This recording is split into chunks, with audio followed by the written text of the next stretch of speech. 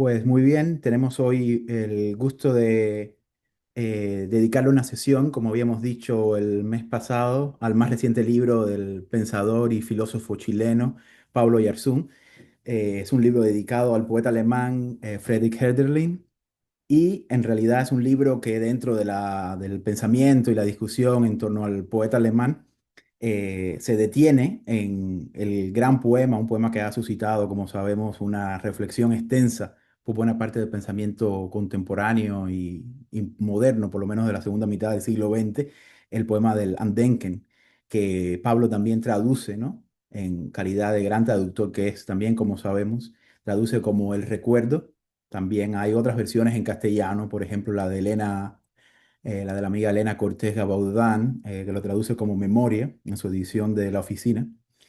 Y es un poema que, amén de la precisión casi que cirujana, ¿no? Filológica de Pablo y en diálogo clarísimo con las fuentes más rigurosas en torno a la hermenéutica del poema, me parece a mí que dota, o por lo menos nos dota a nosotros de continuar esa discusión en torno a las propias fronteras o umbrales entre el estatuto filosófico del poema y más allá también entre las fronteras entre poesía, existencia y pensamiento, ¿no? Que Pablo, que ha sido una preocupación del pensamiento de Pablo Yersún, ¿verdad? Los que conocemos sus libros sobre Baudelaire, Celan, por citar algunas zonas, ¿no? De su previa obra, y que aquí aparece como un problema que acecha, ¿no? Acecha al pensamiento y acecha también a un momento en que yo diría, la propia lengua está siendo acechada, ¿no? En procesos de obliteración o destrucción, ¿no?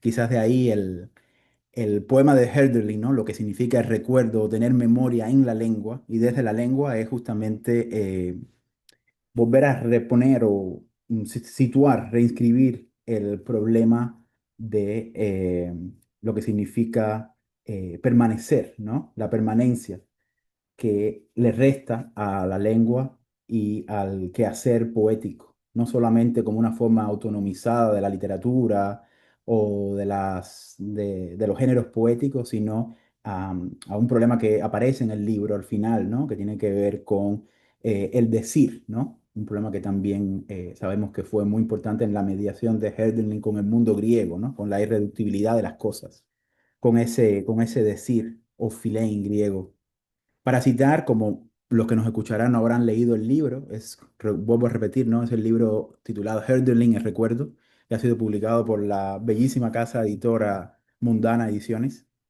Hacia el final del libro, justamente glosando, ¿no? En uno de los múltiples rodeos que hace Pablo alrededor de yo diría, uno de los versos más conocidos del poema de Hölderlin, ¿no? Lo que permanece o lo que queda o lo que resta lo fundan los poetas.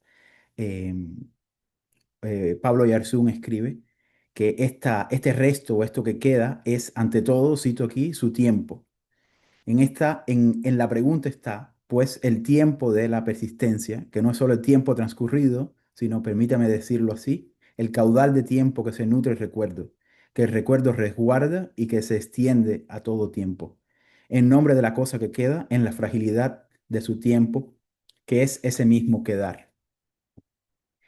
Eh, Me parece que este fragmento da un poco la idea, obviamente parcial y en modo alguno intenta agotar el ejercicio, el enorme ejercicio de reflexión que aparece en el libro, donde, como decía, la poetización y la dimensión inmemorial del lenguaje aparece ahora no solamente como una cuestión ligada a la propia exégesis del poeta, sino como algo que tiene repercusión en lo que significa vivir de manera singular, en lo que significa el destino de una vida, que pudiéramos vincular incluso al mandato o al imperativo pindárico de permanecer, de que cada cosa permanezca en su ser, ¿no? Que aparece también de manera muy potente en la última parte del libro.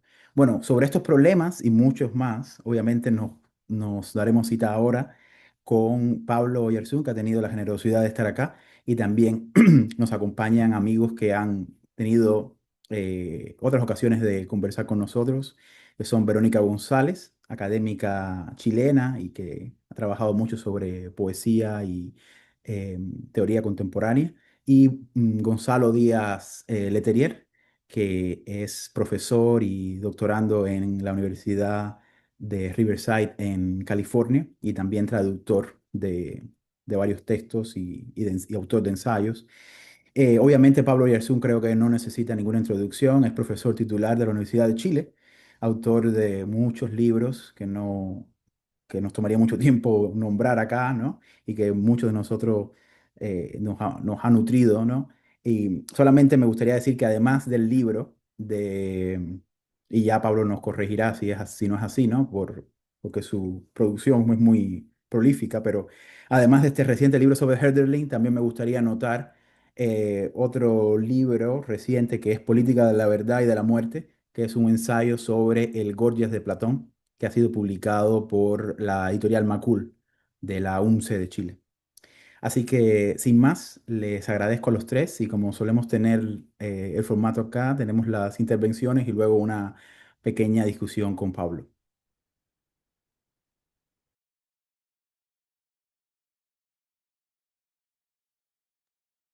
Bueno, y quisiera agradecer por la invitación, saludarles y agradecer por esta invitación a conversar en torno al libro de Pablo y ante todo por la invitación a leerlo. Fue un desafío y al mismo tiempo un gran placer.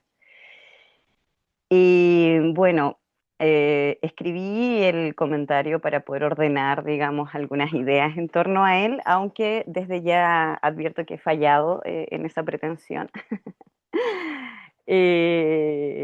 Pero bueno, me entrego también a la conversación que siempre suspende un hilo conductor, ¿no? Y paso, digamos, simplemente a hacer una lectura de este breve comentario. Bueno, el libro de Pablo, ¿no? Esto también lo planteo pensando en aquellos y aquellas que aún no lo han leído y que van a escuchar este conversatorio. Se trata de un ensayo, ¿no? Que propone una interpretación del poema Andenken, ¿cierto? De Hölderlin, que él traduce como El recuerdo, ¿sí?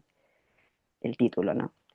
Poema que habría sido escrito, sí, según señala Pablo, alrededor de 1803 y 1804, y que ha sido objeto, ¿no? de innumerables análisis, interpretaciones, comentarios, ¿no? Pablo va a recordar sin duda una de las más canónicas interpretaciones, ¿no? Aquella de Martin Heidegger.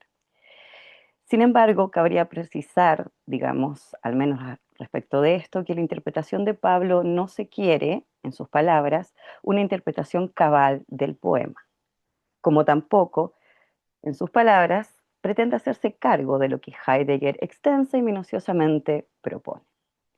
Más bien se trataría en su ensayo de un esbozo de lectura, así lo dice él, que intenta ofrecer algunos rasgos de lo que quizás cabría llamar, según Pablo, el recuerdo hölderliniano, liniano, y ensayar así unas palabras respecto a lo que dice Andenken, a lo que piensa y también a lo que hace Andenken como poema, ese poema recuerdo. En este sentido, si bien la exegis filosófica de Heidegger será considerada a cada paso, así lo dice Pablo, ese paso estará sobre todo atento a los pasajes del poema mismo. Y esto es sustancial al gesto de una lectura que se quiere esbozo y no palabra definitiva, y en la que se declarará abiertamente, cito a Pablo, un cierto dejo de alergia a la interpretación de Heidegger, quien pondría, y estas son mis palabras, su atención en lo propio, o cabría decir, quizás, que impone a Andenken como poema, pero también a Andenken como recuerdo, un, Pablo dice, pensamiento como apropiación, como una cierta apropiación de lo ajeno en cuanto devenir propio. Apropiación cuyo movimiento y operación, cito, constituye, instituye y determina que sea propiedad y que sea lo propio, al tiempo que define todo lo esencialmente ajeno como asunto de apropiación. Sin duda la lectura y el ensayo de Pablo no precipitará los pasos. Es una lectura demorada en cada verso, en cada estrofa de Andenken. Y su asunto expreso será la cuestión de lo propio, ¿no? Así lo dice en página 22. Y entonces, ¿por qué no decirlo también de lo ajeno? No solo ni ante todo por una voluntariosa discusión con Heidegger, o no solo ni ante todo por el recuerdo de la insoslayable interpretación heideggeriana, sino más bien porque esa cuestión sería determinante en el pensamiento poético de Hölderlin y en el poema que es Andenken, como también en Andenken como recuerdo. No puedo aquí, ni tampoco es mi intención, recuperar los pasos demorados de Pablo, en los que se ofrecen un sinnúmero de motivos dignos de ser pensados en esta conversación. El saludo, la remembranza, el olvido, lo ajeno, la despedida. Todos motivos, o más bien nombres, que para Pablo podrían apostillar tentativamente cada una de las 5 estrofas del poema, y cuya posibilidad depende, dice Pablo, de la posibilidad de concebir lo que el poema Andenken nombra, dice, piensa y es. Motivos a los que cabría agregar el del amor. Porque para Pablo, en Andenken como poema y en Andenken como recuerdo, hablaría y se pondría en juego la obra del amor.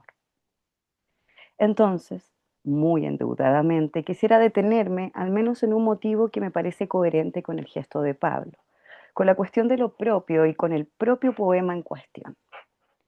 Un motivo o un nombre tal vez insignificante porque de hecho aparece tan solo 2 veces en el ensayo de Pablo y ambas además en nota al pie. Creo que Pablo puede intuirlo, el secreto. Iré de atrás hacia adelante, cambiando la secuencia de aparición de la palabra secreto en el ensayo de Pablo.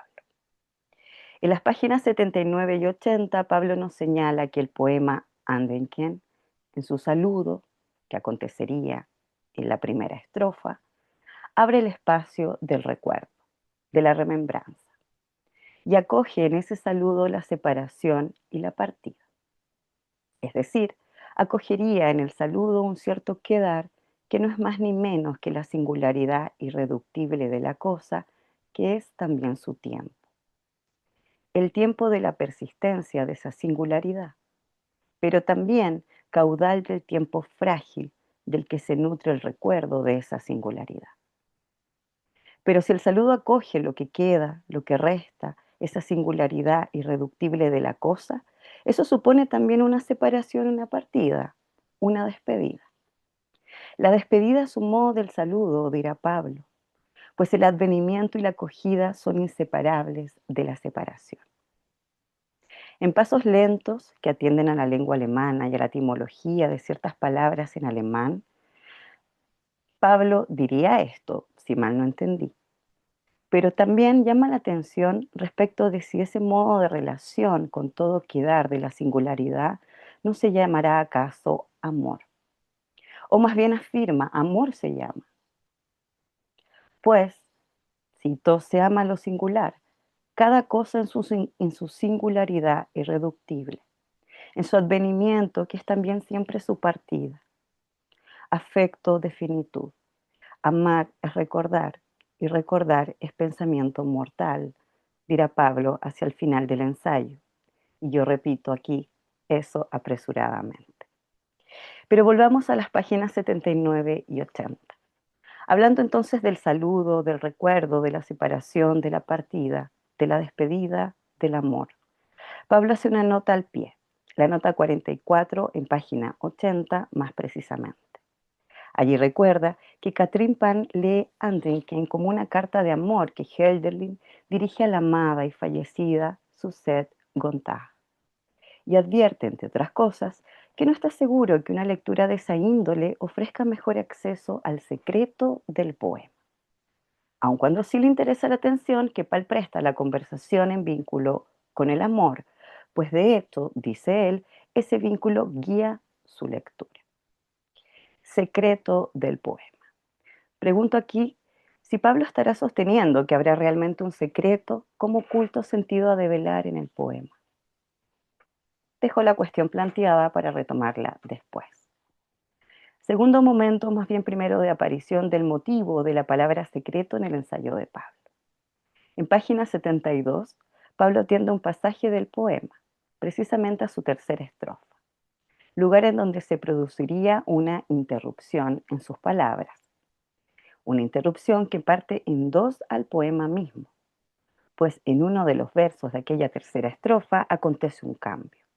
Ya no es un yo que habla y recuerda, tal como sucede en la primera parte de Andenken. Tal interrupción se daría más precisamente en los siguientes versos, ¿no? Cito los versos del poema. No es bueno sin alma estar de mortales pensamientos, pero es buena una conversación y decir el parecer del corazón, oír mucho de los días del amor y de hazañas que sucedieron. En este punto de su lectura, Pablo sostendrá que cabría pensar la conversación como una modificación esencial del olvido, que es a la vez una modificación esencial del recuerdo, en cuanto el yo se olvida de sí. Pero en el poema que es Andenken, se olvida de sí, en cuanto se acuerda compartiendo con otras y otros y dejando decir el parecer del corazón, así como él mismo puede decirlo, y relatar y participar del relato de los días del amor y las hazañas acaecidas. Sin embargo, destaca Pablo, la conversación quedará sustraída en el poema, porque al inicio de su cuarta estrofa se lee, pero ¿dónde están los amigos? Conversación sustraída entonces por la ausencia de los amigos, advierte Pablo. ¿Dónde están? Repite Pablo en su ensayo, en una iterabilidad que es al tiempo repetición de la pregunta misma del poema, pero en la que también resuena otra en su mismidad. ¿Dónde están? Repite Pablo, y hace allí una nota al pie, la nota 38. Escribo esta pregunta, dice Pablo, y resuena en ella para mí la demanda de las madres, hermanas, hijas, de todos los familiares de los desaparecidos de mi pueblo y de tantos otros pueblos. Es una pregunta visal, ética y política que nace de ese lugar, lugar indesignable del que todas, todos advenimos, amor y relación, y al que todas, todos estamos condenados a traicionar de un modo u otro por sobrevivir. Y quisiera que así no fuese hasta el fin. En ello el secreto de lo, entre comillas, así lo pone Pablo, lo propio. Secreto del poema y secreto de lo propio. ¿Qué hay aquí del secreto? Ensayaré algunas palabras propias al fin en este comentario, las que sin embargo no son del todo propias, pues querría recordar aquí a Derrida para anunciar qué pienso de ese secreto enunciado y anunciado dos veces por Pablo. En varios escritos Derrida recordará que el secreto no es solo ni primeramente un contenido o una representación que se guarda en la cabeza y se elige no contar. Y ciertamente apuntará con esta advertencia a, lo cito, un secreto como experiencia, un secreto como experiencia de la singularidad, que en el fondo no es nada. Se tratará más bien de un secreto coextensivo a una experiencia de la singularidad, que es una experiencia performativa, si se quiere, de diferencia y separación, ajena hasta cierto punto al secreto entendido como ocultación o disimulación de un contenido por parte de un sujeto. Y a este respecto cabría indicar que se trataría de una experiencia más antigua, más originaria, si se quiere, del secreto, según escribe el mismo Derrida. Recordando justamente las etimologías diferenciadas a la vez que relacionadas de la palabra secreto, y en principio las etimologías latina y griega, Derrida sostiene que en su origen latino, vale decir como secretum, secreto designa primero lo separado, lo discernido, sentido que se juega en la lengua castellana, por ejemplo, cuando decimos que un cuerpo secreta una sustancia, sustancia que se separa de él. Y también Derrida recordará que lo críptico griego significa el secreto como lo oculto, lo disimulado, pero al mismo tiempo el secreto como lo elegible o indescifrable más que como lo invisible. Él mismo nos ofrece un ejemplo. Una escritura, aunque no la sepamos descifrar, una carta escrita en chino o sencillamente con una escritura manual indescifrable, es perfectamente visible, pero no es accesible en su mayor parte. No está escondida, sino encriptada.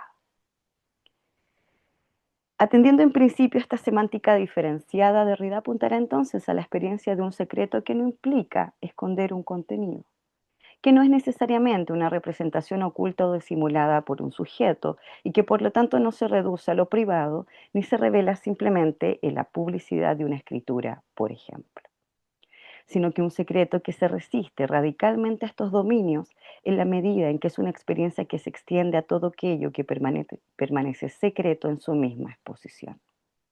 Y esa experiencia será la experiencia de la diferencia, de la alteridad y de la singularidad de cada cual, o de la singularidad de la cosa, ¿no? La que apareciendo es, no obstante, por siempre indescifrable. En esta línea, el otro es secreto porque es otro, dirá Derrida. Pero también yo soy secreto, estoy segregado como otro o como un otro.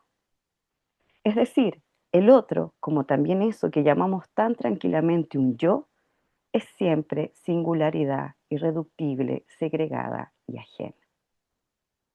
Y para Derrida será justamente la literatura el lugar ejemplar de guardar este secreto, o mejor dicho, que guarda este secreto que en cierto modo no es nada. Pues detrás de una novela o de un poema no habría un sentido secreto a develar.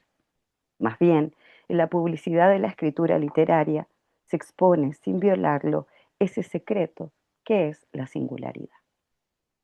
Apresuradamente diría entonces que la riqueza de su interpretación, que es más bien, como el mismo Pablo declara, un esbozo de lectura, Pablo respeta el secreto del poema Andenken, ese secreto como singularidad irreductible y ajena. Y en ello leo un gesto que no puede ser más que ético y político, porque en todo esto se pone en juego una cuestión política. Y de hecho, el mismo Pablo sostendrá que la lectura que hace Heidegger de Hölderlin no es difícil leer una operación esencialmente política, ¿no? Política va en cursiva, que en parte se hace cargo de la adhesión al nazismo.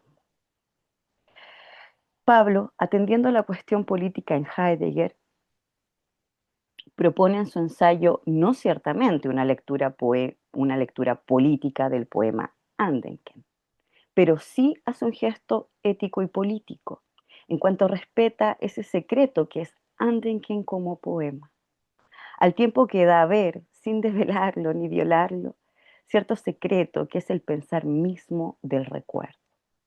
Porque el recuerdo, según su lectura del poema de Hölderlin y de lo que en él se deja decir, no sería simplemente representación, ni simple síntesis temporal.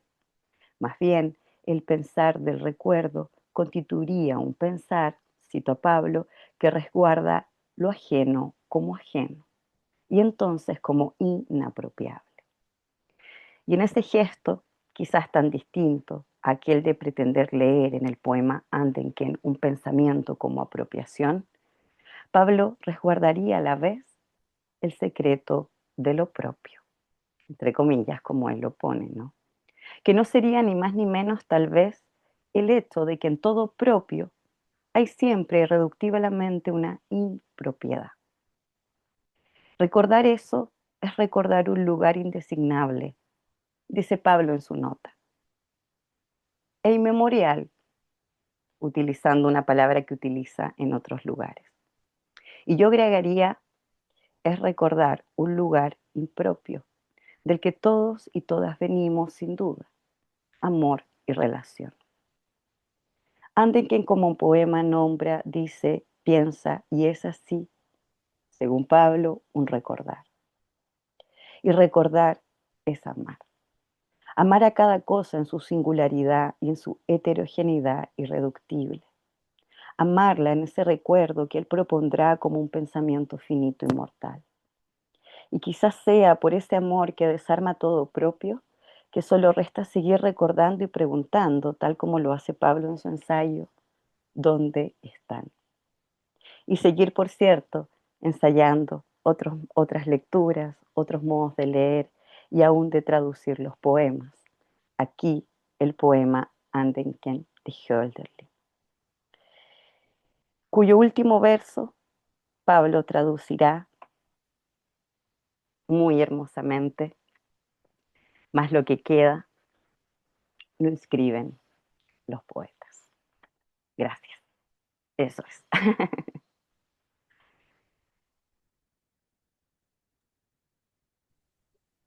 Qué bien, muchas gracias.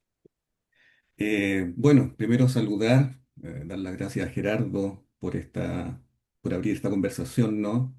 Compañero de andanzas de tantos años. Gracias a Verónica, a Victoria por compartir la conversación. Y gracias a Pablo, ¿no? Por este bello libro y por haber sido uno de los profesores más decisivos, ¿no? En mi formación en filosofía, ¿no? De alguna manera contigo aprendí a salvar el fenómeno de algún modo, ¿no? O a no cansarme pensando y, y como filósofo ser un permanente principiante, ¿no? No en el sentido evidente metafísico dogmático, sino escéptico. ¿M?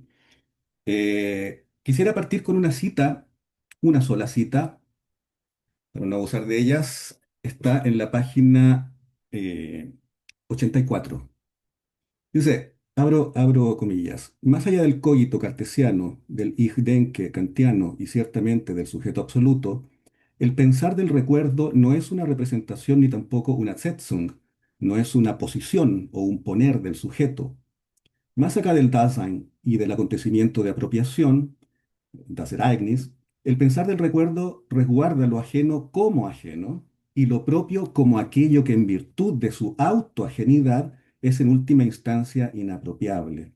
Se pregunta si el recuerdo es un acto y ante todo si es un acto sintético, al modo en que se podría concebir la síntesis temporal de pasado y presente, donde el pasado está presente como pasado en una conciencia que lo recupera en su presente. Pero en Denken, aun si este pudiera ser pensado como una síntesis, hay un irreductible, algo no sintetizable, inapropiable, ajeno, fremd, que es precisamente aquello que lo hace posible y esencialmente lo convoca. Eso es una singularidad y, como tal, un factum de la experiencia. Y eso, o sea, a eso se dedica la diligencia y la perseverancia del amor. ¿M? Cierro comillas. Eh, Quisiera conectar, quisiera conectar este pasaje, este bellísimo pasaje que está hacia el final del libro, ¿no? Con la lectura que hizo Gerardo, ¿no? Que nos compartió un breve texto, como para abrir los fuegos de la conversación, según el cual, de acuerdo a la lectura de Pablo, la relación con lo propio es un movimiento de expropiación y contacto con lo extraño, ¿no? Es decir, para decirlo un poco más fuerte, ¿no? Una modulación de lo propio a través de lo absolutamente extraño, ¿no? Y en ese sentido, Andenken, ¿no? El recuerdo, la remembranza, la memoria, ¿no? Lo que hace es deshacer el tiempo lineal, porque no es una mera facultad subjetiva, reflexiva, ¿no? En el sentido hegeliano, que es el sesgo, digamos, que Pablo apunta a la comprensión que tiene Heidegger del recuerdo, ¿no? Sino más bien la recolección que salva el fenómeno, ¿no? Como huella de una partición no sintetizable entre lenguaje y existencia, entre concepto y experiencia, o entre logos y ser, si se quiere decirlo un poco en el lenguaje de la tradición metafísica, ¿no? Se trata entonces, me parece, del todo de una interpretación muy singular, ¿no? De Hölderlin, visto que, digamos, en la escena de lectura de Hölderlin de las últimas décadas, o podríamos decir de fines del siglo XIX para acá, desde los tiempos de Hölderlin para acá, ¿no? eh, que sabemos vivió, digamos, entre el siglo XVIII y XIX, ¿no? En ese gozne, en ese tránsito, ¿no? Lo que encontramos más bien es un diferendo de interpretaciones, un diferendo de lecturas, un diferendo de traducciones incluso, ¿no? Que generalmente se entiende como un diferendo de interpretaciones de derechas y de izquierdas, ¿no? Entonces aparece por una parte este Hölderlin, en el que se ve una exaltación patriótica de los valores más reaccionarios del nacionalismo alemán, ¿no? Stefan Georg, el nazismo, inicios del siglo XX, ¿no? Etcétera, ¿no? Eh, por otra parte, encontramos estas interpretaciones que se dicen de izquierda, ¿no? De izquierdas en la primera mitad del siglo XX, por ejemplo, la de Georgi Lukács, ¿no? Donde Hölderlin más bien aparece como un exaltador de la Revolución Francesa, de cierto jacobinismo, ¿no? En cualquier caso, de un romántico revolucionario, ¿no? Ahora, me parece que la lectura de Pablo, la lectura que hace Pablo de Hölderlin, es muy difícil de hacer calzar en este esquema del diferendo interpretativo en torno a Hölderlin del último siglo, ¿no? En la medida en que me parece que apunta a una cuestión distinta, ¿no? O sea, parte de otra experiencia, digamos, ¿ah?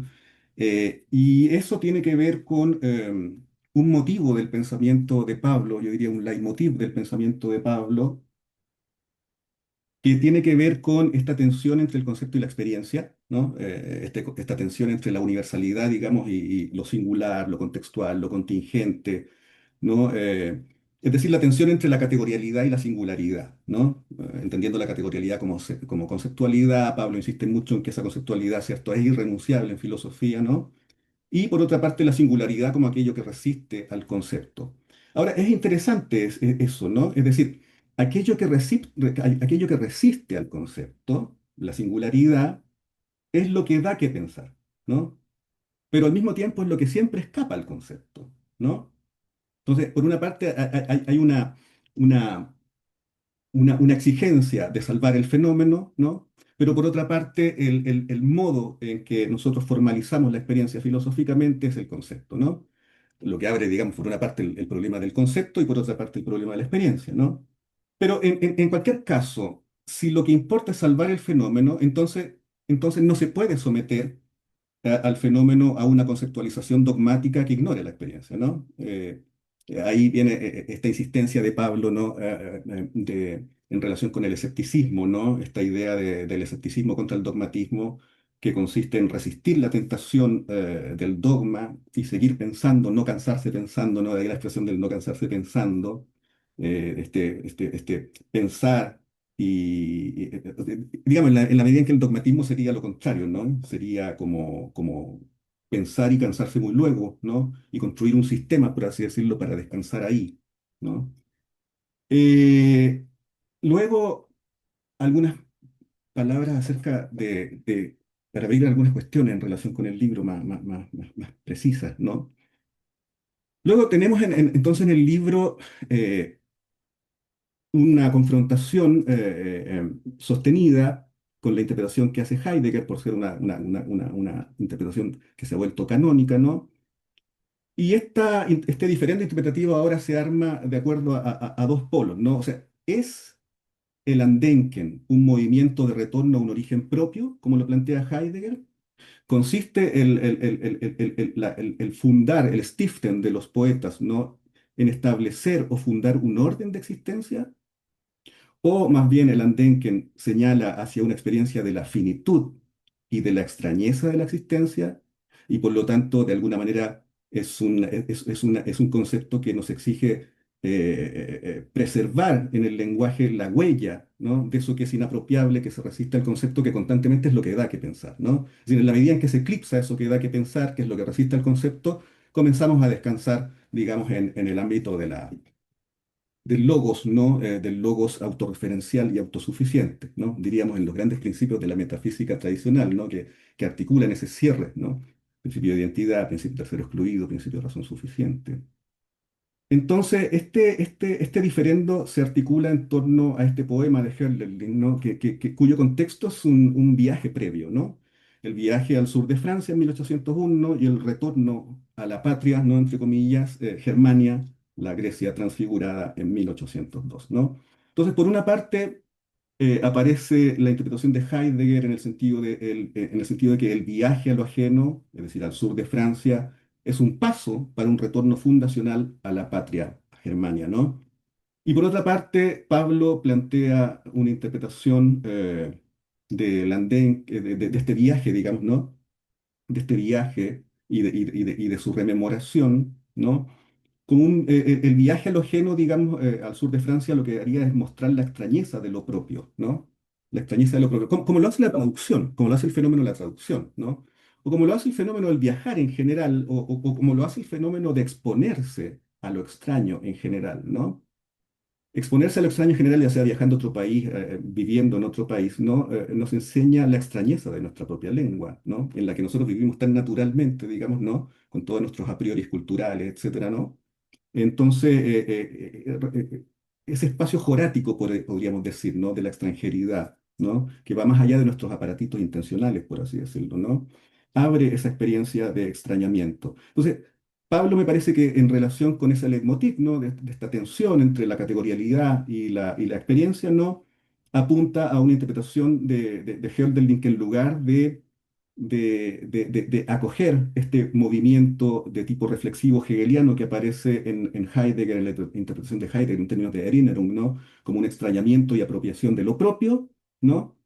En lugar de ello, ¿cierto? Pablo interpreta ese viaje en términos de o sea, perdón, el viaje de la vida como experiencia, ¿no? Como una expropiación originaria, ¿no? Enteignis, ¿sí? Enteignis, ¿sí? Es interesante porque lo hace precisamente apoyándose en un pasaje de Heidegger, ¿no?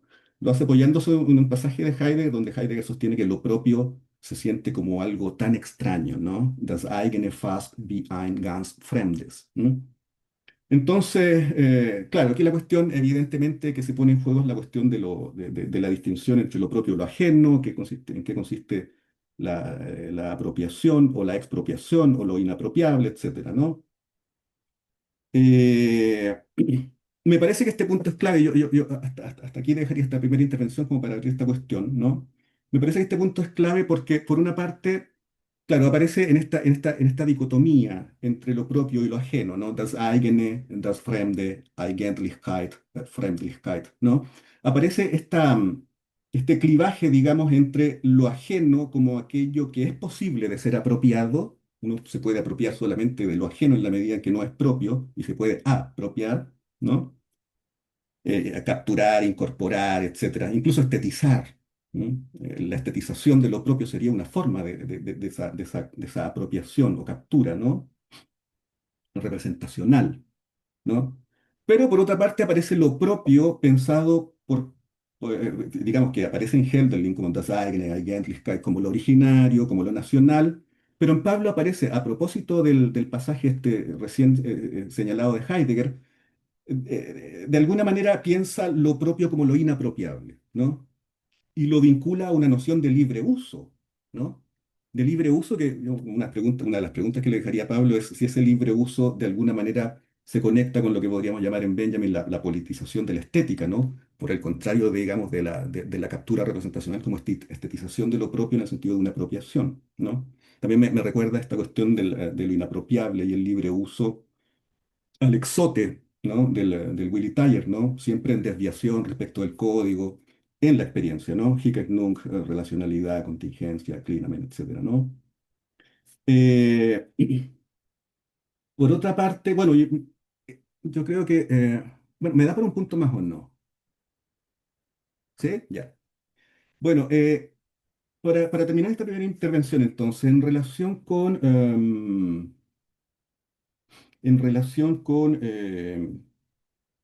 ya, con el verso final, con el verso final, en relación con el verso final, la interpretación del verso final, la traducción del verso final, ¿no? En la página 57 del libro, el verso final es was bleibet aber stiften die Dichter. ¿Mm?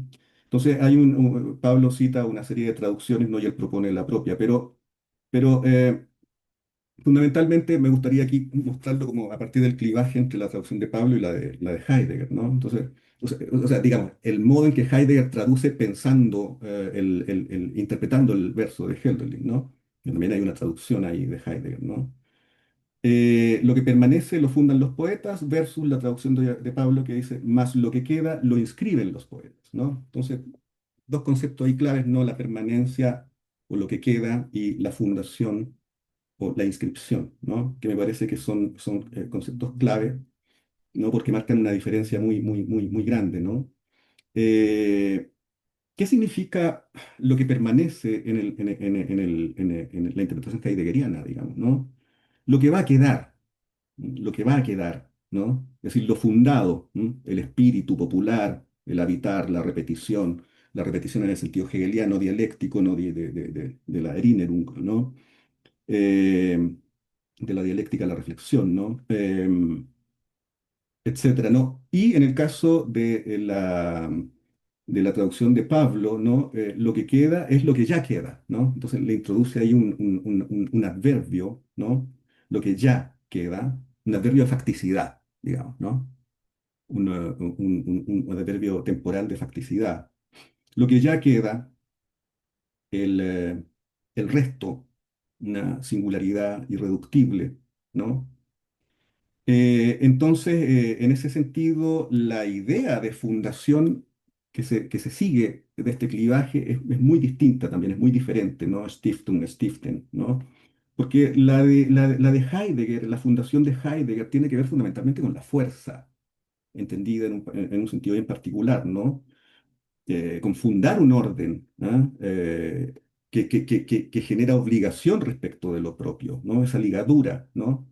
Y implica, en ese sentido, una estetización de la política, ¿no? En la medida en que se trata de un acto monumental, inaugural, que establece la permanencia, ¿no? De lo propio como apropiación del vínculo con el ser en el espíritu, como verdad del ser, etcétera, ¿no? Hay toda la máquina enorme de Heidegger, ¿no?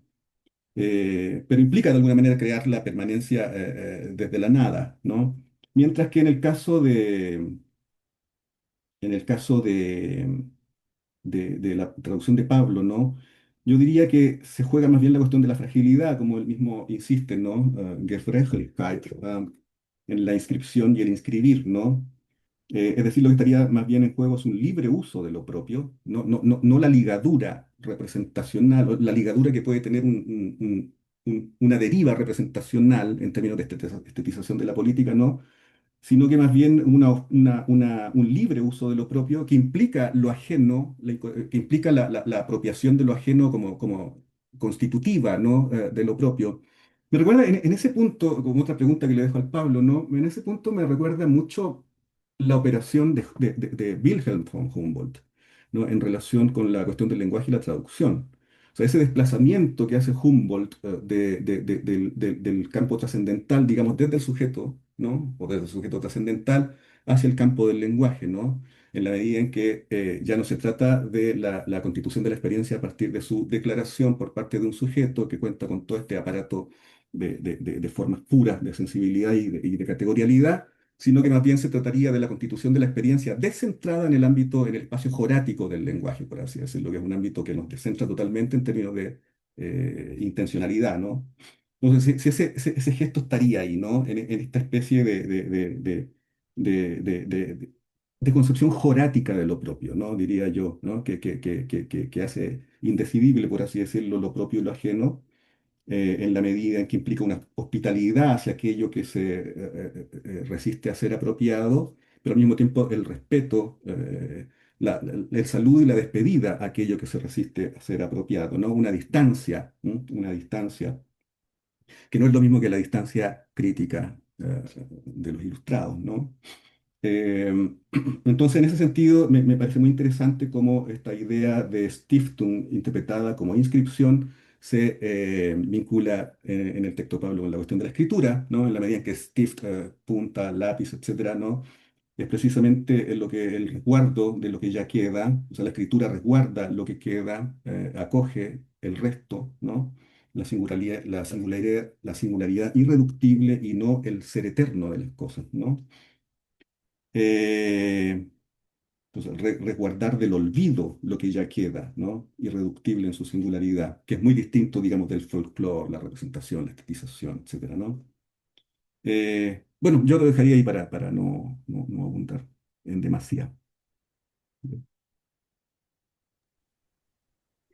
Gracias Gonzalo y Verónica. Bueno, han salido cosas maravillosas, así que yo también me gustaría lanzar un par de preguntas, pero la dejaré para más adelante, así que le paso la palabra a Pablo para que bueno, comente y reaccione a las intervenciones. Bueno, lo primero es que, Gerardo, te agradezco mucho la instancia, esta instancia que has dado para hablar del libro este. Y por supuesto a Verónica, a Gonzalo, a Victoria, que también está aquí con nosotros, por el interés justamente manifestado por este pequeño libro. Yo tengo un par de cosas que tengo que explicar primero, parto por ahí, porque tengo que procesar un poco las lecturas de ustedes también, porque como cuando uno lo leen y le dicen que han leído en el texto, uno siente justamente esa total extrañeza respecto a lo que uno mismo ha dejado escrito. A mí me pasa porque nunca sé muy bien exactamente qué es lo que estoy diciendo. Nunca sé a dónde voy a llegar cuando estoy escribiendo. Entonces uno aprende también y aprende un poco del secreto de lo propio, uno podría decir, a propósito de las lecturas que otras personas hacen generosamente de lo que uno ha escrito. Entonces, una cosa que quería contar es que creo que se lo dije a Gerardo, no me acuerdo, pero este librito en realidad es un capítulo de una introducción y de una introducción de un libro que por supuesto es bastante más largo. Si este librito lo ajusté un poco para que se convirtiera en eso, en un escrito independiente. Y esto es el cuarto capítulo de una introducción a un libro sobre Hölderlin, Hegel y Poe, que es como el primer libro de la trilogía ese que pasa después por Baudelaire y Porcelán, y que la ha ido publicando como al revés, partiendo Porcelán y después pasando a Baudelaire. Y en realidad como escribiendo esto, se me hizo más patente. Cuando escribí ese capitulito, que era el cuarto, como digo, el último capítulo de la introducción más o menos extensa, así que el libro también es bastante extenso, no sé cuándo lo voy a terminar, si es que lo termino. Eh, Se me hizo muy patente que la trilogía entera era sobre la memoria, y en realidad que el primer volumen es muy estrictamente referido a la cuestión de la memoria en Hölderlin, en Hegel, en la Erinnerung hegeliana, pero también en la concepción de la poesía de Hegel.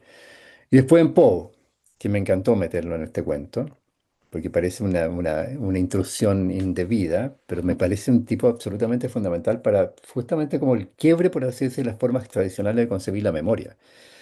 Entonces, bueno, eso es una primera cuestión, que es explicar un poco el situación que el librito este tiene. Lo segundo es que, bueno, lo que decía hace un momento, o sea, las lecturas que ustedes han hecho, o sea, uno nunca deja de sorprenderse un poco, porque o sea, en realidad tuve que ir a mirar el libro para saber si algunas cosas realmente estaban dichas ahí. Pero bueno, voy a los puntos. O sea, aquí hay una cosa que está atravesada por la cuestión de lo propio, ciertamente. O sea, y desde luego que la cuestión de lo propio es súper compleja, es increíblemente compleja. Y lo que yo digo a propósito de mi alergia, mi relativa alergia a Heidegger, que lo leí bastante, lo estudié, lo enseñé también y todas esas cosas, pero es una alergia muy temprana que tengo por Heidegger, desde casi del primer momento que lo leí. Ah, y tiene que ver justamente con esto, no tiene que ver con la potencia del pensamiento heideggeriano, que es inevitablemente de reconocer, ni con la riqueza y complejidad que ese pensamiento tiene, y también con lo que uno podría llamar la manera como reductora que uno podría tener de leer a Heidegger. No reconocer los matices que hay, por ejemplo, en la concepción de lo propio en Heidegger, que me parece que son bastante evidentes. Cuando uno dice simplemente que Heidegger es un pensador de lo propio, uno dice una cosa totalmente superficial y externa, por así decir, a los meandros del pensamiento heideggeriano, donde está siempre la cuestión de la expropiación en juego de la impropiedad. Pero hay un pequeño acento en Heidegger siempre. Hay un pequeño, ¿cómo se podría decir? Un pequeño sesgo en Heidegger que siempre apunta y apuesta a lo propio por sobre lo ajeno, por sobre lo impropio, etcétera, etcétera. Sobre todo lo que uno podría decir representa algo así como una alteridad irreductible. y una exterioridad irreductible también. Como esas dos. Entonces, es un pensador de la expropiación, Heidegger, sin duda, pero creo que no suficientemente, o sea, para decirlo de una manera muy descarada.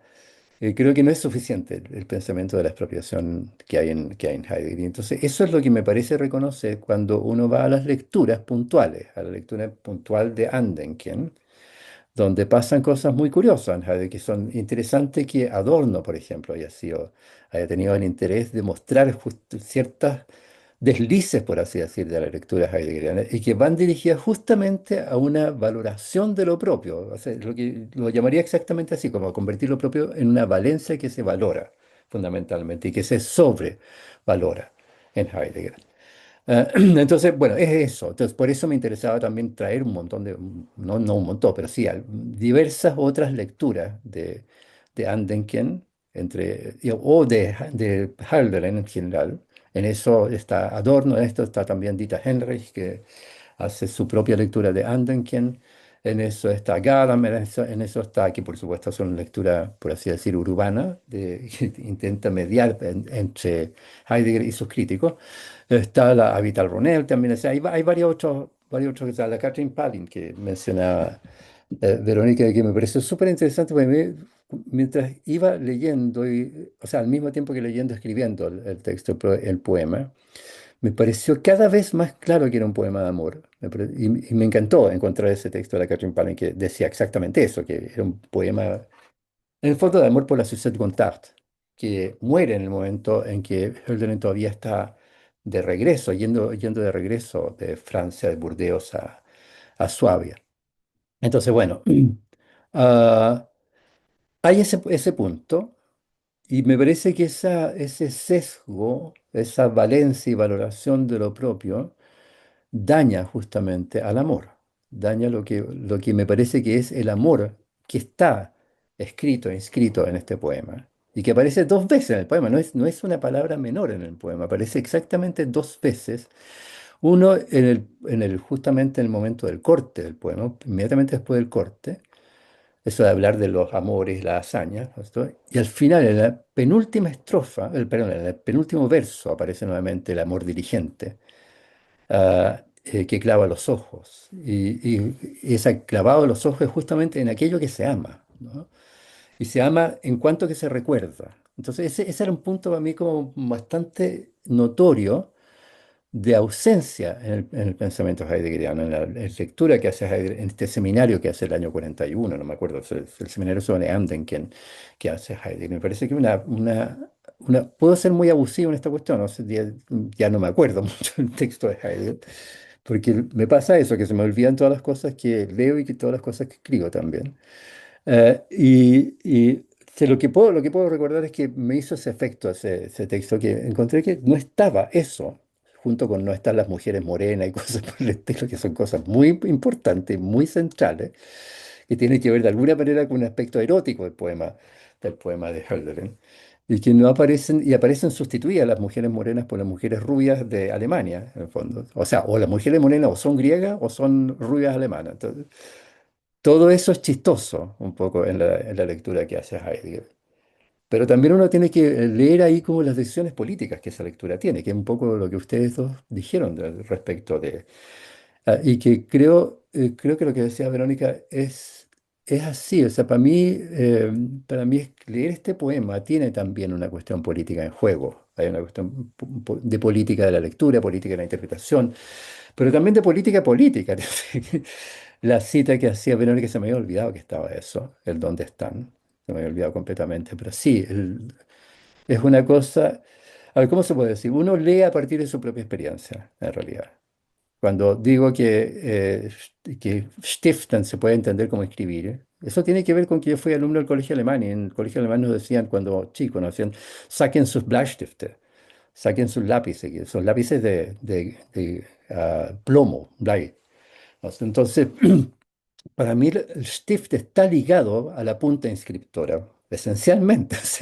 Yo sé que Fundación, que Stiftung, que Fundación, sé que Stiftung también tiene ese carácter, entonces está lleno de Stiftungen por todos lados en Alemania, de distinto tipo y distinta finalidad, pero pero hay una cuestión que tiene que ver con la punta inscriptora, y una cosa también que uno podría decir que está presente en Heidegger cuando habla del lugar del poema, cuando habla de la punta, que el Ort es una punta, ¿no? O sea, están todas esas cosas, pero son, de alguna manera son cosas que Heidegger no termina de desarrollar. Están ahí, pero no termina de desarrollar. Y me parece evidente que si los poemas son criaturas frágiles, son criaturas vulnerables, como lo es también el pensamiento, entonces fundar es una palabra demasiado fuerte, en el sentido en que Heidegger la está interpretando. Fundar es demasiado fuerte para un poema que está, por así decir, rogando por su propia por su propia sobrevida, ¿no? Los poemas tienen un poco eso, si los poemas son existencia. Y son existencias profundamente vulnerables. En el poema se vuelve la existencia profundamente vulnerable. Y entonces lo que hace un poema es una petición también, es un ruego por ser preservado, por ser conservado. El recuerdo también va dirigido hacia sí mismo el poema también pide ser recordado. Y uno, cuando recuerda un poema, también agradece el poema. Ese es todo el juego que hay entre Denken y Danken en alemán, que le gustaba tanto a Heidegger, que le gustaba tanto a Paul Celan y todo eso, que hay una relación esencial entre pensar y agradecer. Y eso está presente en Hölderlin también, en la famosa carta sobre la religión. Está la cuestión del recordar y está la cuestión de la gratitud. Y la gratitud no es la gratitud por los grandes conceptos, sino que es la gratitud por los ejemplos.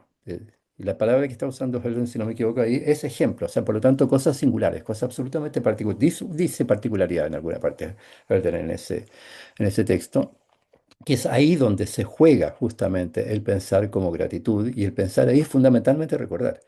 O sea, ese fragmento de juventud de Hölder es súper importante en ese sentido, ¿eh? Como para poder leer Anden, que me parece que tiene una vinculación, o sea, hay un hilo de vinculación muy fuerte con Anden, que uno tiene que trabajar, por supuesto. Uno no puede simplemente decir esto dice aquí, esto dice acá y es lo mismo. O sea, hay todo un desarrollo del pensamiento y las poesías hölderianas. Eso por una parte. Por otro lado, la cuestión de lo propio. La cuestión de lo propio, yo siempre recurro a la carta Ulrich Böhlendorf, que es la carta de 1801, famosa carta, donde el tipo hace una especie de esbozo de filosofía de la historia, por así decirlo, y que se juega en esta suerte de inversión quiasmática de lo propio y lo ajeno, entre los griegos y los hespéricos, en la Hélade y Hesperia, o sea, entre Grecia y este occidente vespertino. Entonces, claro, el fuego del cielo es lo propio de los griegos, la claridad de la exposición es lo que les es ajeno, y por eso los griegos tienen la posibilidad de controlar, administrar, gobernar la claridad de la exposición, ser maestros en eso, pero no pueden, no pueden como dominar el fuego del cielo. Y por eso mueren también consumidos por el fuego, que es también una visión muy fuerte que Hölderlin tiene de Grecia, y que uno diría que también uno tendría que destacarla, que es la visión de Grecia como lo oriental, o sea, respecto de Occidente. O sea, ahí hay una diferencia importante. Y lo otro es el caso de los modernos uno podría decirlo, si uno piensa en Querella antiguo y moderno, o sea, de alguna manera es una especie de eco, la relación entre Grecia y Germania, un eco de esa vieja querella del siglo XVII que se extiende hasta el XVIII, que es la inversión, justamente, la inversión de que lo propio de los occidentales es la claridad de la exposición. Uno puede pensar en Descartes, por ejemplo. No podía evitar de pensar justamente que esto es justo una característica cartesiana. A Descartes lo amo, lo encuentro maravilloso, Descartes.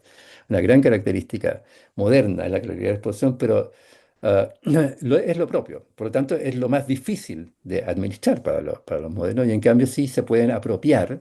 Y ese es claro, Hölderlin, se pueden apropiar como un botín, dice exactamente. O sea, la apropiación es un robo directamente. No lo está pensando como una especie de negociación o de acto, ¿cómo se puede? Es más un acto vandálico el que está pensando Hölderlin, porque se trata de apropiarse de lo ajeno como un botín, justamente. Y eso es lo que tú puedes hacer propio lo ajeno en la medida en que te apropias sustrayéndoselo a los antiguos. Y se lo sustrae en la medida en que aprendes de ellos. Y aprendes justamente lo que en las anotaciones al Edipo llama la mejané de los antiguos. Es la tarea fundamental de los poetas y también diría de los pensadores occidentales o espéricos para Hölderlin, ese tipo de apropiación. Entonces ahí hay una cuestión creo que también uno tendría que acentuar. Estas apropiaciones no son pacíficas, por así decirlo. Son apropiaciones que comportan una cierta violencia. ¿Ah? Y esa violencia queda justamente en el límite de su propio fracaso cuando se trata de apropiar lo propio. Y sin embargo, Heidegger está pensando en la apropiación de lo propio. Claro, no dice que fundan los poetas cuando fundan lo que permanece. Fundan la apertura a un mundo histórico. En el fondo, eso es lo que está pensando Heidegger básicamente en esa cuestión. Pero sí, pero de nuevo, la apertura a un mundo histórico es algo que ocurre todos los días también. O sea, es también una cosa que tiene que ver con las cosas frágiles y vulnerables, los mínimos gestos y los gestos fallidos y todo eso. Eso se hace a cada rato. Entonces, no, uno no puede convertir un hecho de esa naturaleza en algo que tiene una suerte de carácter absolutamente, que uno llamaría un carácter trascendente.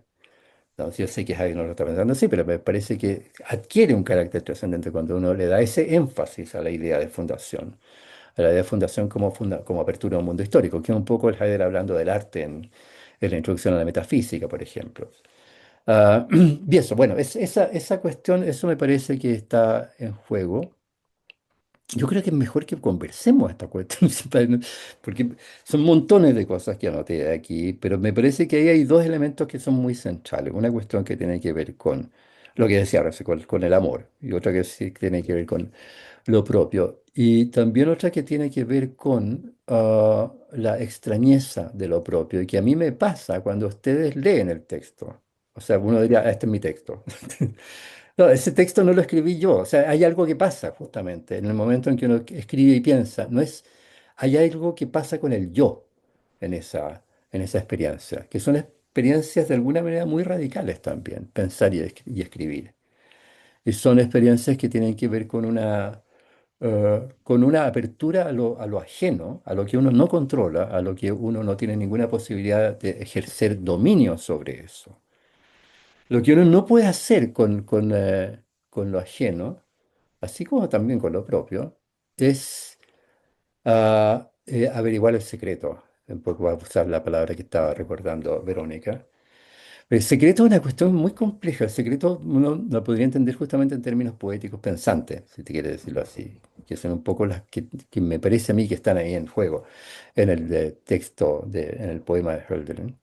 Pero también lo puede pensar en términos de poder, porque el secreto es sekernere, y sekernere es apartar a alguien de un grupo para atraerlo al grupo que tú quieres conformar. Es una operación política esencial, sekernere.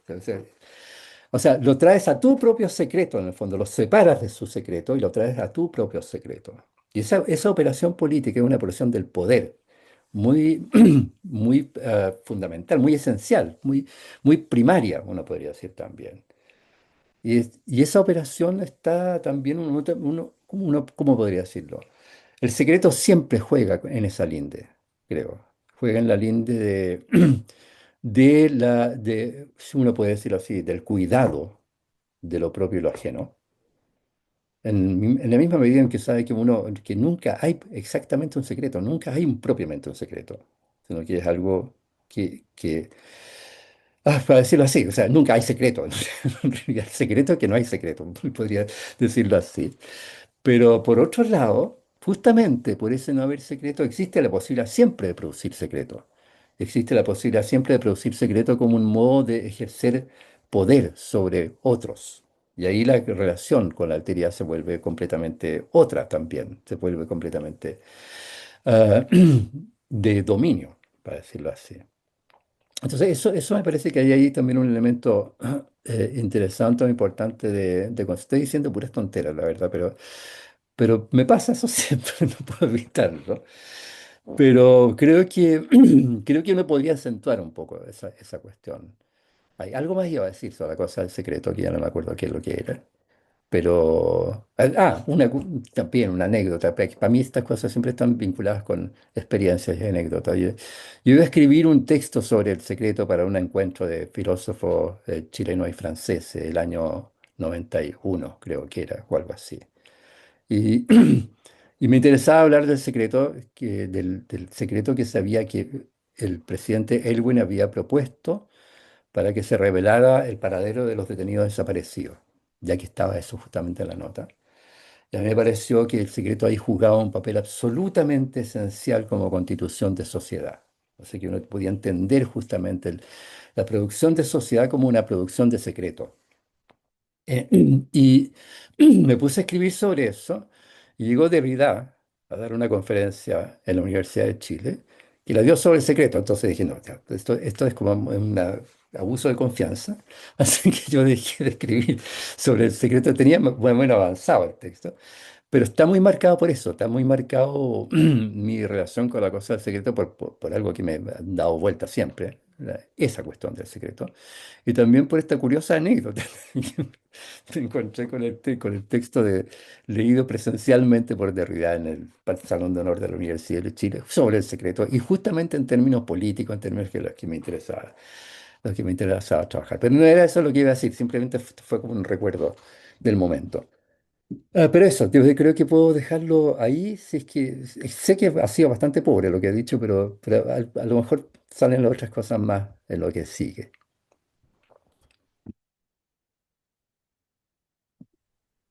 No, no, no, absoluto. Me parece que han salido ahí cosas maravillosas y nos presentan con un grado de dificultad bastante grande, ¿no? Yo en realidad tenía una pregunta un poco que se conecta con las intervenciones de Gonzalo y Verónica y que en realidad no sé muy bien cómo formularla de manera apropiada, ¿no? Si es que existe tal manera, pero que creo que aparece como, como un nexo, ¿no? Un nexo disyuntivo entre esos dos nombres, ¿no? Que también recorren el libro, que es Hölderlin y Heidegger, en lo que respecta a la cuestión del amor, ¿no? Porque en Heidegger, como sabemos, la noción del amor está bastante ausente, ¿no? Está ese viejo ensayo de Agamben, creo que se titula algo así como La pasión de la facticidad, donde toma nota de que la cuestión del amor, ¿no? O la pasión, ¿no? El amor como pasión está completamente ausente de la analítica del design, ¿no? Y entonces me parece que ahí también hay una, digamos, una distancia que recorre en su propia proximidad, ¿no? El diferendo, el abismo, ¿no? El quiasmo de Heidegger y Hölderlin, ¿no? Y entonces la pregunta, yo creo que obviamente el rechazo de Heidegger, ¿no? Dentro de su concepción de la estructuración de la metafísica, no sé si es, por ejemplo, rechazar de esa manera la cuestión del amor, que es una, ¿cómo decirlo, no? Que es una descarga tan importante, ¿no? En lo que es el quehacer poético. eh, para Heidegger estaba vinculado a una estructuración metafísica del cristianismo, ¿no? Que es otra, que no es algo que con lo que tú estás discutiendo en este ensayo, por lo menos en esta parte de tu comentario sobre Hölderlin, ¿no? Pero que sí sabemos que en su obra, digamos, más allá del Andenken, ¿no? Hay una lucha por parte de Hölderlin también por enfrentarse a la cuestión de la dispensación, sí, de la dispensación del cristianismo y encontrar una fuera, ¿no? Encontrar una manera de relacionarse, ¿no?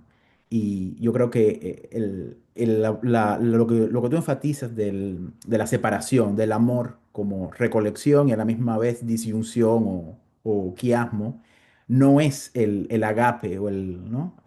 La síntesis del amor en el cristianismo.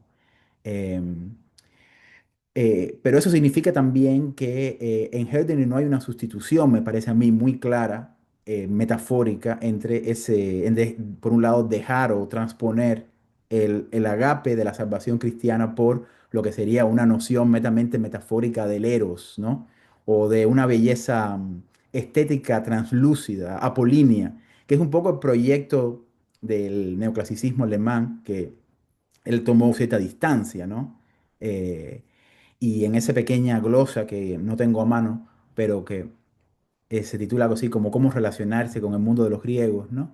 Hay una dificultad ahí en términos de cómo se hace cargo de esa mediación, vamos a llamarle erótica, ¿no? Que él está intentando pensar, pero que está cruzada también por una imposibilidad, ¿no? Y una imposibilidad que en la última etapa de Hölderlin lo lleva a algo así como la imposibilidad misma del poema, ¿no? Es decir, si por esa imposibilidad la entendemos como la cuestión de la parataxis, ¿no? De la función paratáctica del habla, ¿no? Como único modo de relacionarse con, porque también lo extraño o lo ajeno, ¿no? El excedente de lo nacional, de lo propio, es para Hölderlin el mundo griego, ¿no?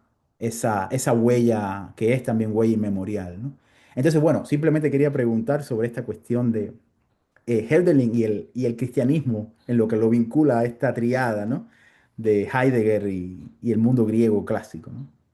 Sí, yo creo que esa es una pregunta, yo creo que es una pregunta súper compleja cuando uno piensa en la cosa heideggeriana, que tiene más una vinculación con Agustín. Mm. Heidegger es muy, muy fuerte, ¿eh? Tanto la concepción del amor como la concepción del tiempo y todo eso, pero ciertamente, claro, uno diría, el amor está ausente en serio tiempo. Uno también se puede preguntar, cuando las cosas están ausentes en la obra de un pensador, tal vez son cosas que son las cosas en las que más piensa el pensador. Son el secreto, por así decir, de ese pensamiento. O sea, uno también puede jugar a la inversión, ¿no? Es decir, bueno, justamente como en los enigmas, la palabra que no se dice es la palabra, como decía Borges, en un enigma cuya solución es ajedrez, la palabra que no se usa ajedrez, o de cosas de ese tipo, ¿no? Entonces uno podría decir que el enigma del pensamiento ajedrez es el amor y por lo tanto la palabra no va a aparecer mucho o nunca. Entonces, o sea, hay maneras Es muy de leer. Edgar Allan Poe eso, ¿no? Sí, También. totalmente, pero me parece que son maneras interesantes de leer, o sea, de leer a un pensador, de leer a un creador y todo ese tipo de cuestiones. Ver qué cosas son las que no dice. ah, o sea, si uno lee un poema, uno lee las cosas que dice. Y para mí eso es una cuestión fundamental. O sea, uno no puede, justamente por eso me interesa leer este poema como un poema de amor, porque la palabra amor está ahí y no se puede, ¿cómo se llama?, obviar. Así como hay otras palabras, están las mujeres morenas, están los pensamientos mortales. O sea, si uno va a decir que pensamiento de la finitud, tú tienes que tener una base en el poema para hablar de eso. Y cuando el poema te dice pensamientos mortales, entonces te está dando una señal en ese sentido.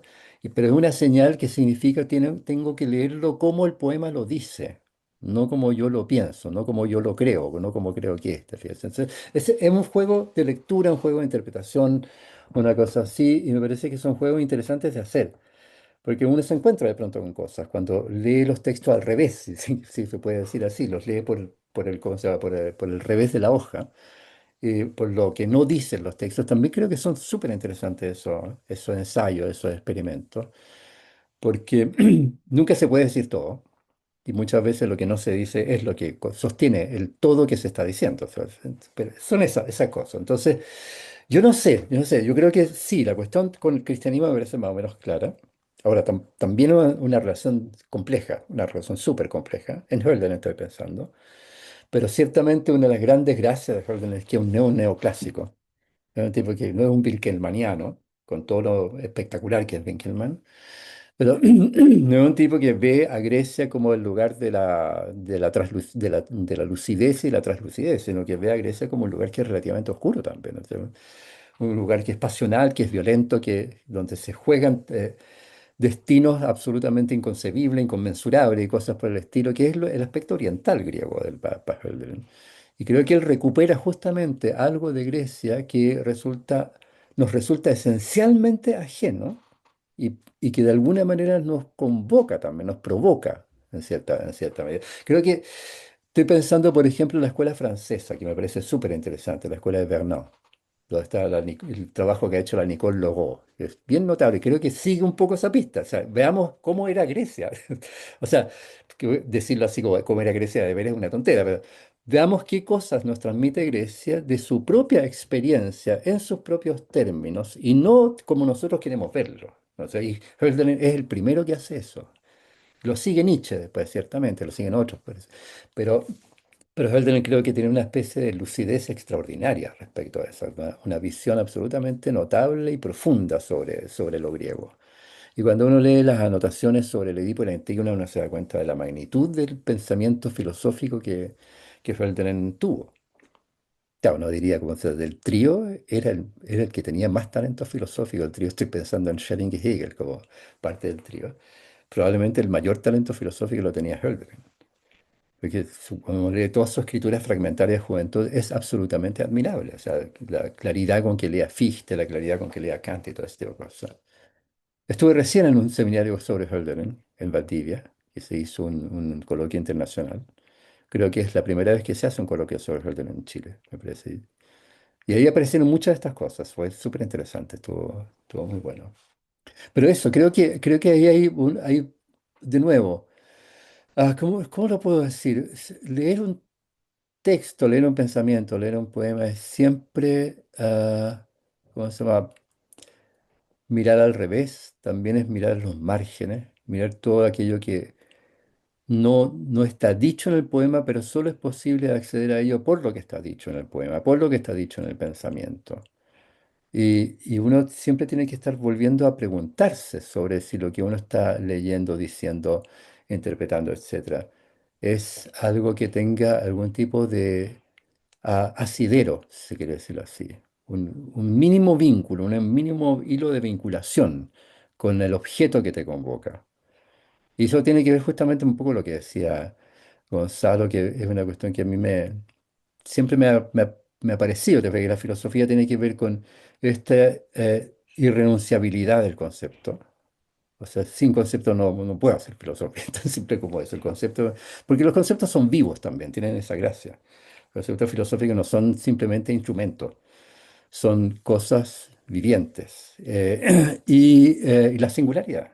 Y creo que lo que hace pensar, lo que a uno le hace pensar, y para eso recurre a los conceptos, es la resistencia a la singularidad, a ser penetrada por el pensamiento y ser penetrada particularmente por los conceptos. No lo admite simplemente. Hay un punto en que se resiste radicalmente y ese punto es el que hace pensar.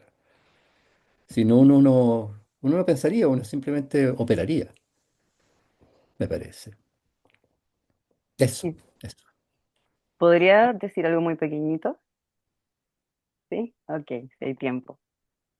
No, bueno, a propósito de algunas cosas que planteaba Pablo, simplemente. Bueno, primero decir que, bueno, ciertamente ese secreto que recordaba con ocasión de Derrida, de la singularidad, que es también una experiencia de separación, digamos. Claro, efectivamente, eh, él dice, no le es simplemente ajeno al sentido, al secreto como lo pensamos en el sentido común. O sea, sin esa separación justamente tampoco habría secreto como ocultación de un contenido, ¿no? Por parte de un sujeto. Solo podemos ocultar algo en la medida en que estamos separados, ¿no? Que somos otro, ¿no? Sin duda, hay una relación esencial, ¿no? Al mismo tiempo. Eh, y también estoy, por supuesto, y estoy de acuerdo, digamos, y no quise que mi lectura se sonara así a Pablo, en ningún momento, digamos, fue mi pretensión, ¿no? No digo que en Heidegger hay simplemente ni meramente un pensamiento, ¿cierto? Como apropiación. Evidentemente son movimientos mucho más lentos, complejos y sutiles. Pero como tal tú dices, digamos, bueno, además que en todo pensamiento, ¿no? En todo pensamiento de lo propio, o sea, un pensamiento de lo propio es también, inevitablemente, un pensamiento en torno a lo ajeno, Ujú, ¿no? O así sea, es. no puede ser de otro modo, digamos, sea cual sea este pensamiento, el de Heidegger u otro, ¿no? Pero cierto es, y ahí querías, digamos, ahí quería yo llevar la lectura también, eh, que hay maneras, ¿sí? De hacer, de realizar ese pensamiento de lo ajeno, ¿no? Y esas maneras son a su vez decisiones de pensamiento, perdón el Ujú, trabalengua. Decisiones de pensamiento, o sea, las que se me ocurren ahora en la conversación, o sea, no sé, puedo pensar lo ajeno como aquello que me produce miedo, entonces rechazo pensarlo, y eso es un modo de pensar, ¿no? Puedo pensar lo ajeno como algo que pretendo asimilar, incluso en un movimiento dialéctico, ¿cierto? O, no sé, quizás hay muchas más, pero o puedo pensar lo ajeno. Y esas dos primeras suponen además una distinción bastante rigurosa entre lo propio y lo ajeno, ¿no? O puedo pensar lo ajeno como algo que no obedece simplemente a esa distinción rigurosa, ¿cierto? Y que de alguna forma también hace temblar, ¿no? esa distinción, ¿no? En una apertura también como de lo ajeno en mí, ¿no? Y por ejemplo, tú hablas, y Gerardo así lo volvió a convocar, y también Gonzalo, ¿no? Del amor, ¿no?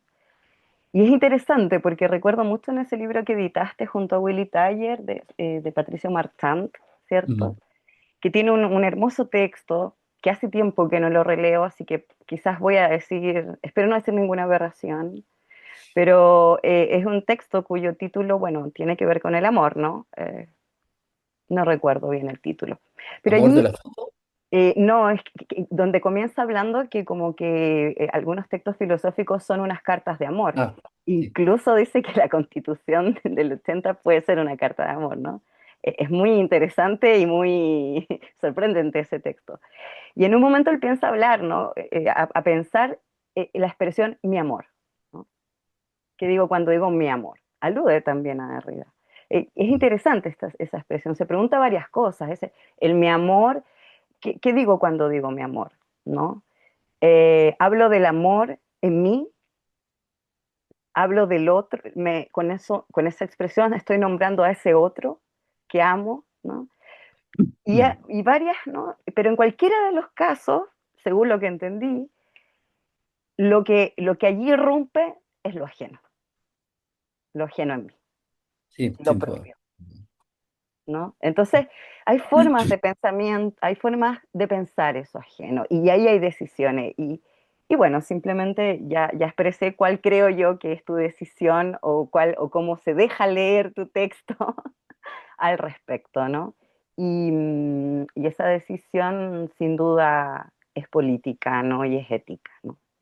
Sí, Eso. solo quería decir una cosa muy, muy breve que tiene que ver justamente con esta cosa de del amor, de lo propio y todo ese tipo de cuestiones, de lo ajeno y lo propio, etcétera. Ah, que tiene que ver de alguna manera con las notas que tú estabas citando hace un rato, del dónde están y hay algo ahí que no está dicho, creo que no está dicho, o sí, no, sí está dicho, que es como la relación entre lo propio y lo ajeno. Es que es una relación que a uno lo compromete, ¿no? O sea, no es una relación que uno pueda simplemente representarse, una relación en la que uno está, ¿no? O sea, uno existe en esa relación y esa relación tiene que ver con todas las relaciones que uno tiene con las personas, con las cosas, con todo ese tipo de cuestiones. Y es una relación donde hay algo indiscernible entre lo propio y lo ajeno, que es un punto, por así decir, abismático. Y ese punto abismático me parece que se llama traición. Y esa cosa es como o sea, una experiencia. A ver, tú te lo digo como de dos maneras. Si uno dice, te cuento un secreto, ese secreto va a ser traicionado necesariamente. Ya lo estás traicionando tú. ¿Te fijas? Y va a ser traicionado porque al imponerle a la otra persona, no se lo digas a nadie, lo que estás diciéndole, díselo a todo el mundo. ¿Sabes? O sea, hay un momento de traición que está en juego ahí, que es esencial, o sea, que pertenece a la escena misma. No es una cosa que pueda pasar a posteriori, sino que pertenece la escena se constituye sobre la traición. Yo creo que también todas nuestras relaciones de lo propio y lo ajeno se constituyen sobre este momento reversivo, este movimiento reversivo, ¿no? Entre lo propio y lo ajeno, entre lo que uno ama y lo que odia. O sea, todas esas experiencias que son tan radicales siempre.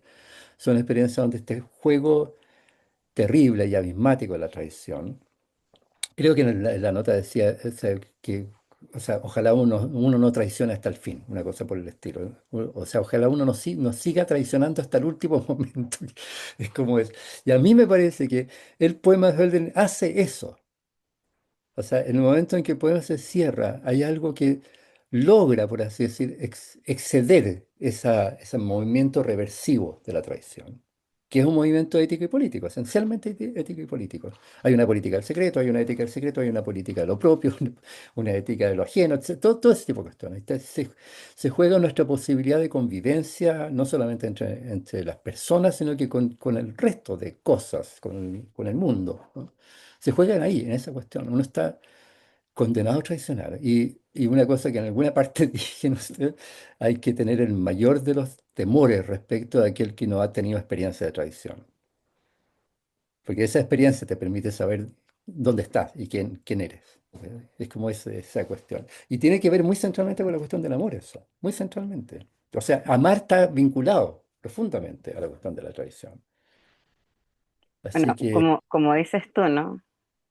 O sea, digamos, amar o algo así, lo que sale, pero hacia el final dices, ¿no? Que eso, amar también tiene que ver con la promesa. sí, claro, Y claro, y la promesa solo es promesa porque puede ser traicionada. exactamente. O sea, no tiene ninguna garantía la promesa. Sí, o sea, uno no si si hubiese garantía, simplemente tú estás anunciando algo que va a pasar. No hay promesa ahí. ¿Puedo? Solamente unas palabritas acerca de la falta de amor y la estetización. Porque de alguna manera en Hölderlin hay como un eco de Spinoza, ¿no? En el sentido de Mm, percibir Hölderlin que en el caso de los griegos, en el siglo de Pericles, o el siglo de Pericles muestra una correlación, digamos, entre democracia y florecimiento del pensamiento y la belleza. Y ese florecimiento del pensamiento y la belleza sería precisamente la poeticidad. Entonces, en ese sentido, él insiste mucho en que, frente a los neoclásicos, ¿no? De la época, ¿no?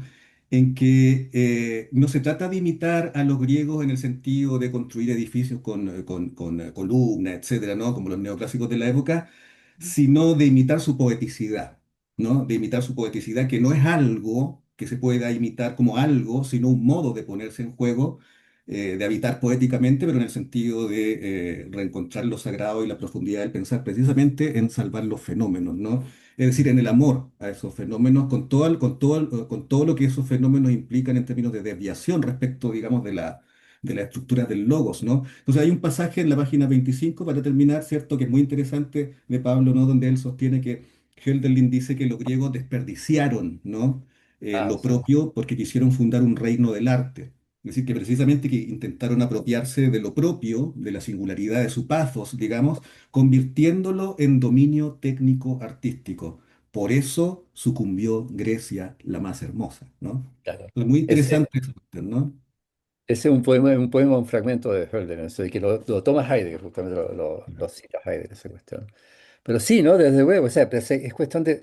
Si hay un tipo que fue interesante en términos de crítica de la imitación, de la mimesis, de la imitación, fue Kant. Y Kant tiene una frase muy notable cuando habla de los genios, para decir que es un genio en arte, que es un productor de belleza en arte. Estaba hablando de esa cuestión. O sea, es un tipo que usa la palabra Bezug, Beziehen, no me acuerdo. No, Verhalten, eso es, Verhältnis. Ah, Tener una relación con, o sea, el genio no es un tipo que imita a otro gran creador. Esa cuestión lo puede hacer un talento, o sea, no lo hace un genio. El genio aprende del que lo precedió una manera de relacionarse con la compañía. Cuando dice Verhältnis, está usando la palabra que también se usa para Verhalten, para comportarse. Aprende un comportamiento. Y yo creo que ese es el sentido más central de lo que está diciendo Kant ahí. Y creo que Hölderlin tiene mucho que ver en esa cuestión. Cuando dice aprender la mejanía de lo antiguo, que es fundamentalmente aprender la cesura, o sea, aprender el equilibrio de la cesura para Hölderlin. Es una cuestión que tiene que ver directamente con eso. Tienes que saber comportarte, tienes que saber comportarte respecto a lo propio y lo ajeno. Es el punto central. Eso es lo que uno aprende o sea, lo que Hölderlin propone aprender de lo griego. ¿Así? Entonces sí, creo que ahí hay un juego muy central en la cuestión. Y también es muy productivo esto que haya salido de la tradición, porque en la tradición uno puede escuchar también la traditio, ¿no? Y la Tradición. tradición, que es también el otro problema de Hölderlin. Yo creo que, y es eso que tú decías, Pablo, ¿no? Bueno, además de ser un primero, un primero, una primera gran figura de relacionarse de una manera seria con la antigüedad, es también alguien, y yo creo que es lo que de alguna manera lo lleva a la locura, ¿no? No sé qué piensas de esto, pero la locura de Hölderlin responde a que ya no hay posibilidad de traicionar, digamos, en la antesala del nihilismo o de la modernidad, ¿no? Es decir, es como si de alguna manera el nihilismo fuese algo así como la interrupción de la transmisión y por lo tanto de una relación de la tradición de manera ajena. Entonces, lo único que Mm, nos queda son tradicionalismo, vamos a llamarle como monumentales o reificados, ¿no? sí, De la propia continuidad de la imaginación de la especie o algo así. sí, no, a mí eso me parece como, está muy bien, está muy bien lo que tú dices, me parece súper bueno. Yo encuentro súper complejo entendés la cuestión de la locura de Hölderlin. No tengo una idea respecto de eso. O sea, pues, me encuentro con cosas que uno podría llegar a decir, pero sin ninguna, ¿cómo te diría? Sin ninguna certidumbre que uno esté diciendo cosas que tengan sentido. O sea, me pasa eso justamente cuando pienso en la locura de Hölderlin, pienso en el suicidio de Celani, ese tipo de cosas, que son experiencias muy radicales, ¿no? O sea, y son también huidas de la experiencia, en cierto sentido, porque la historia se ha hecho tan intolerable que no tienes otra posibilidad más que sustraerte a ella. O sea, y refugiarte en algo que ya no es propiamente una experiencia, o en la muerte, simplemente. Entonces, es que es súper complejo eso y es como, te diría, como una de las cosas complejas un poco de lo que dices tú, ¿no? Sobre el cambio epocal que ocurre. Hölderlin es un tipo que está pensando en el poema en un momento en que lo que está pensando Hölderlin es si el poema es todavía posible. Es un momento súper crítico. Pues, finalmente, no está hablando del capitalismo, no está hablando de la industrialización, pero eso es lo que está en el contexto. Es decir, lo que está en el contexto es un tiempo radicalmente adverso, el tiempo indigente, un tiempo radicalmente adverso para la poesía y para el pensamiento. Entonces, esa experiencia cruza toda, o sea, Hölderlin creo que es el primero que ve esa cuestión con toda claridad, con toda profundidad. Por eso me gustaba la idea de pensar que Hölderlin todavía veía a las nubes en el cielo como ovejitas. Es muy bonito eso. Hay un poema donde entonces las nubes son ovejitas. Y uno ve nubes, claro, son las blanquitas, son ovejitas. Y que para Baudelaire los cielos sean todos nublados, sean todos cubiertos. Algo ha pasado ahí, ¿no? Algo ha pasado cuando ya la naturaleza se retrajo, el tema fundamental de los tempranos románticos. O sea, tú empiezas a hacer todas estas giras, haces las Wanderungen, ¿no? O sea, paseos y caminatas por la naturaleza. Es simplemente te paseas por algo que se sustrae todo el tiempo. Eso en el mismo poema ese de las correspondencias de Baudelaire va a hablar de esa cuestión. Los bosques son como bosques de símbolos que te miran extrañados. ¿Quién es este que va pasando por aquí? Una cosa así. O sea, se ha perdido, se pierde el vínculo. Entonces, ¿qué es lo que queda como lugar posible para la poesía? La genialidad de Baudelaire dice, es la ciudad. La ciudad es el lugar de la poesía hoy día y es la única manera de poder seguir haciendo poesía y de poder seguir pensando, porque lo que está en juego es justamente una transformación histórica epocal de una magnitud absolutamente gigantesca, para la cual yo creo que la poesía y el pensamiento no estaban preparados simplemente.